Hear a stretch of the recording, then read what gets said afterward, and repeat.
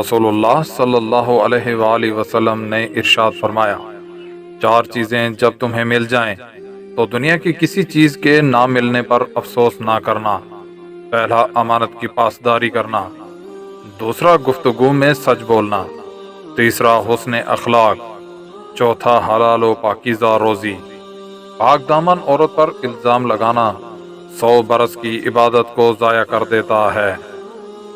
نیک و بلند مرتبے والے لوگ اپنی بیویوں کی عزت کرتے ہیں، اور پست ذہنیت اور نیچ لوگ ان کی توہین کرتے ہیں۔ جو مومن لگاتار بیمار رہے اس کو بخش دیا جاتا ہے۔ طاقتور وہ نہیں جو لوگوں کو کشتی میں پچھاڑ دے، حقیقی طاقتور وہ ہے جو غصے کے وقت اپنے آپ پر قابو پائے۔ حضرت محمد صلی اللہ علیہ وآلہ وسلم فرماتے ہیں کہ جس گھر میں اللہ کا ذکر کیا جائے اور جس گھر میں اللہ کا ذکر نہ کیا جائے، ان کی مثال زندہ اور مردہ کی سی ہے۔ جب تمہارے غم حد سے زیادہ بڑھ جائیں تو مجھ پر کثرت سے درود بھیجا کرو۔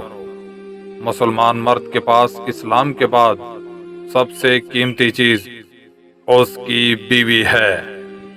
اگر جھک جانے سے تمہاری عزت کم ہو جائے تو قیامت کے دن مجھ سے لے لینا۔ جو شخص نجومی کے پاس آیا اور اس سے کوئی سوال پوچھا، اس کی 40 دن کی نمازیں قبول نہیں کی جاتی۔ تم میں سے زیادہ سچے خواب دیکھنے والا وہ ہے جو تم میں سے زیادہ سچی بات کہنے والا ہو۔